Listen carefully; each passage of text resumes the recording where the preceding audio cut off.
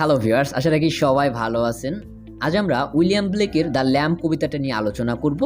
আপনারা জানেন উইলিয়াম ব্লেকের কবিতাগুলির দুইটি পার্ট থাকে, ইনোসেন্স এবং এক্সপিরিয়েন্স। দ্য ল্যাম্ব কবিতাটি ইনোসেন্স পার্টে রয়েছে। তো আপনাদের বলতে হবে এই কবিতাটির এগেইনস্টে বা অপোজিটে কোন কবিতাটি রয়েছে, অবশ্যই কমেন্ট বক্সে লিখতে ভুলবেন না। তো এই কবিতাটিতে আমরা দুইটা অংশ পাবো বা বলতে পারেন দুইটা স্ট্যাঞ্জা পাবো। একটি স্ট্যাঞ্জায় শুধুমাত্র কোশ্চেন করা হয়েছে এবং আরেকটি স্ট্যাঞ্জায় সেগুলোর অ্যান্সার দেওয়া হয়েছে। তো এখানে একটি চাইল্ডই কোশ্চেন করে ল্যাম্পকে এবং পরবর্তীতে সেই অ্যান্সার দেয়। দুইটি স্ট্যাঞ্জায় মূলত এই বিষয়টা নিয়ে আলোচনা করা হয়েছে। সো খুব সহজ একটি কবিতা, আপনারা লাইন বাই লাইন সহজে বুঝতে পারবেন। তো চলুন শুরু করা যাক। তো প্রথম স্ট্যাঞ্জায় আমরা দেখতে পাই যে চাইল্ডটি কোশ্চেন করতেছে হচ্ছে ল্যাম্পকে। এখন চাইল্ডটি কোশ্চেন করতেছে, এটা আবার লেখা নেই, তো এটা আমরা লাস্টের দিকে পাবো। তো আপনি এখানে মনে রাখেন যে কেউ একজন ল্যাম্পকে কোশ্চেন করতেছে। সো কে করতেছে সেটা আমরা সামনে পাবো ইনশাল্লাহ। সো কি কোশ্চেন করে? লিটল ল্যাম্প হু মেড দি বলতে হচ্ছে এখানে ইউ বোঝাচ্ছে যে তোমাকে কে তৈরি করেছে। দোজ দো নো হু মেড দি, এখানে ডোজ বলতে বোঝাচ্ছে ডু ইউ নো। হ্যাঁ, do you know who made thee, তোমাকে কে তৈরি করেছে তুমি কি সেটা জানো? তার মানে কবিতার ভাষায় কিন্তু একটু ছন্দ মেলানোর জন্য বিভিন্ন ওয়ার্ড একটু আলাদা রয়েছে, এগুলো একটু বুঝে নিতে হবে। Okay, give thee life and bid the food by the stream and over the mead. তার মানে এখানে স্ট্রিম বলতে ঝর্ণা, আর মিড বলতে হচ্ছে বলতে পারেন ফিল্ড অর বলতে পারেন গ্রাসল্যান্ড। তার মানে এই যে তুমি ঝর্ণার ধারে অথবা ওভার দ্য ফিল্ড মানে মাঠের মধ্য বা বলতে পারেন গ্রাসল্যান্ড, এই যে তুমি খাবার খাচ্ছ, তোমাকে যে এই যে খাবারটা তোমাকে কে দিয়েছে বা তোমার লাইফটা কে দিয়েছে তোমাকে। Give the clothing of Deloitte, একটু খেয়াল করে দেখবেন ল্যাম্পের উপরে যে পশম থাকে এটা খুবই ডিলাইটফুল একটি কালার, তাই না? আপনারা হোয়াইট তো জানেন যে খুবই ডিলাইটফুল একটি কালার। এই যে তোমার যে ডিলাইটফুল যে ক্লোথ, ওই পশমটাকে ক্লোথ হিসেবে এখানে ইমাজিনেশন করেছে। এই যে ক্লোথ, এই বিষয়টা মানে খুবই ডিলাইটফুল। এবং সফটেস্ট ক্লোথিং উলি ব্রাইট, খুবই সফট এবং উলি ব্রাইট। দেখেন খেয়াল করে, আমরা কিন্তু শীতের সময় যে পোশাক পরি এটা কিন্তু অনেক পোশাক রয়েছে উলযুক্ত, তাই না? ওই যে আপনার ল্যাম্বের পশম দিয়ে তৈরি করা হয়। তো সেই বিষয়টা এখানে কম্পেয়ার করেছে। তুমি যে উলি ব্রাইটফুল এবং সফটের যে তোমার ক্লোথ রয়েছে যেটা খুবই ডিলাইট, এই বিষয়টা তোমাকে কে দিয়েছে তুমি কি জানো, এরকম কোশ্চেন করতেছে আর কি। সো এরপরে কি বলেছে?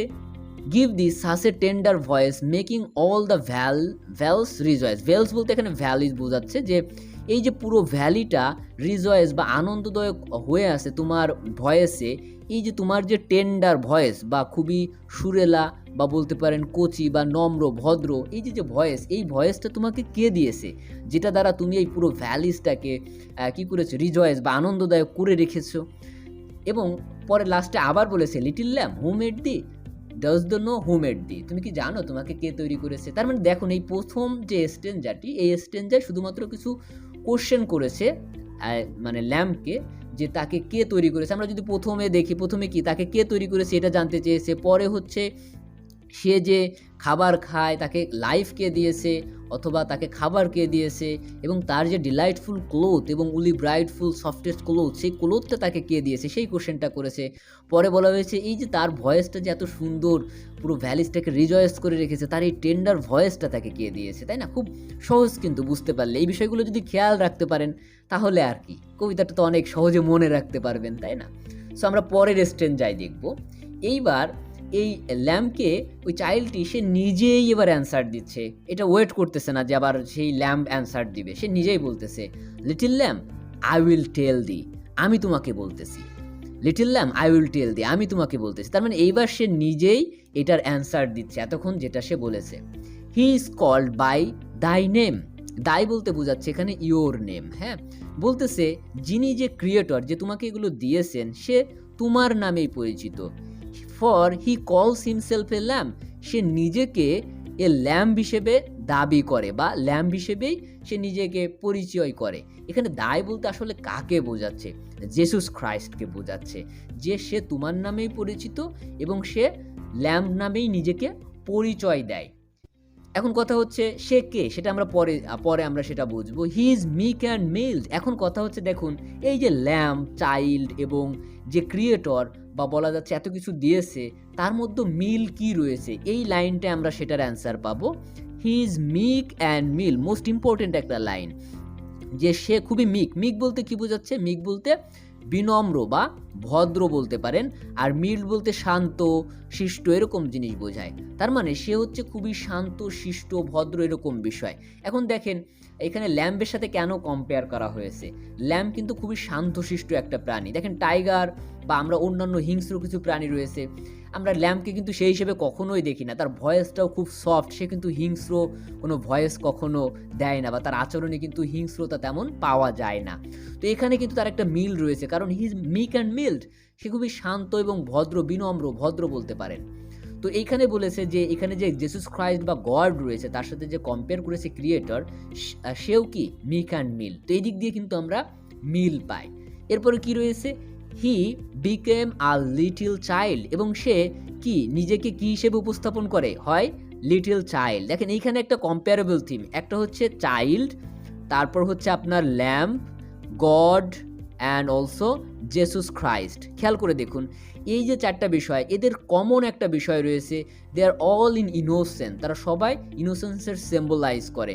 যেমন child innocence, god Jesus Christ innocence, lamb also innocence. So এই দিক দিয়ে তাদের একটা কম্পেয়ারেবল বিষয় রয়েছে, এবং তারা সবাই কি মিক অ্যান্ড মিল্ড, নম্র ভদ্র এবং বিনম্র বা শান্ত বলতে পারেন, তাই না? সো সেই বিষয়টা এখানে উপস্থাপন করেছে।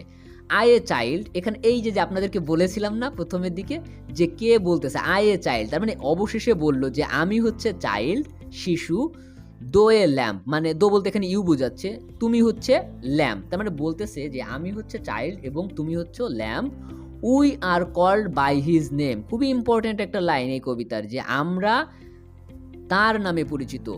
আচ্ছা, এখন কথাটা হচ্ছে দেখুন আগের লাইনে বলেছিল যে সে ল্যাম্ব নামে পরিচিত, মানে সেই যে ক্রিয়েটর ছিল জেসাস খ্রাইস্ট, আমরা যেটাই বলি না কেন, সে ল্যাম্ব নামে পরিচিত ছিল, আমরা এখানে পেয়েছি, তাই না? আবার সে চাইল্ড নামে পরিচিত, এটা পেয়েছি। আবার এখানে এসে বললাম যে আমি চাইল্ড এবং ল্যাম্ব আমরাও তার নামে পরিচিত।